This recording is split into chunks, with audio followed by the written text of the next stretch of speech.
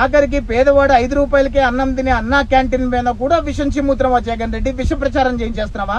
నీ వైసీపీ ఉన్మాదులు నిన్న అన్నా క్యాంటీన్ పంపించి అక్కడ చేతులు కడుక్కునే వాష్ బేసిన్ లో తిన్న వాళ్ళందరూ కూడా ప్లేట్లు అక్కడే పడేస్తే ఆ ప్లేట్లన్నీ కూడా అక్కడ తీసే ప్రయత్నం చేస్తుంటే దానిలో ఆ చెత్త నీళ్ళల్లో ప్లేట్లు కడుగుతున్నారని చెప్పి పచ్చి అబద్ధాలు విష ప్రచారం చేసే ప్రయత్నం చేసి బొక్క బారల పడ్డారు.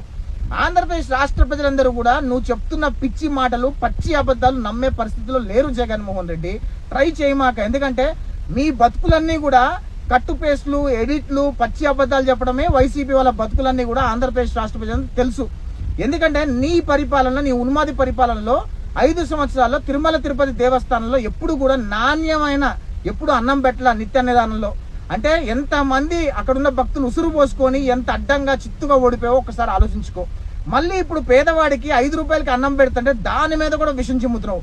అందుకే చంద్రబాబు నాయుడు గారు అన్నా క్యాంటీన్ మీద కూడా కార్పస్ ఫండ్ క్రియేట్ చేసి పొరపాటున ఫ్యూచర్ లో ఎప్పుడైనా సరే నీలాంటి పిచ్చి తుగ్లగ్గాడు ముఖ్యమంత్రి అయితే పేదవాడికి నిత్యాన్నదానం ఎప్పుడు ఆగిపోకూడదు అని చెప్పి అన్నా క్యాంటీన్ మీద కూడా కార్పస్ ఫండ్ క్రియేట్ చేసి పేదవాడికి ఎప్పుడు 24 గంటల అన్నం దొరకాలనే ఒక సంకల్పంతో చంద్రబాబు నాయుడు గారు ముందుకెళ్తుంటే అది చూసి వచ్చుకోలేక అన్నా క్యాంటీన్ మీద విష ప్రచారం మొదలు పెట్టావంటే నిన్ను ఏమనాలి జగన్ రెడ్డి? ఇంత దరిద్రమైన రాజకీయమా జగన్ రెడ్డి నీది?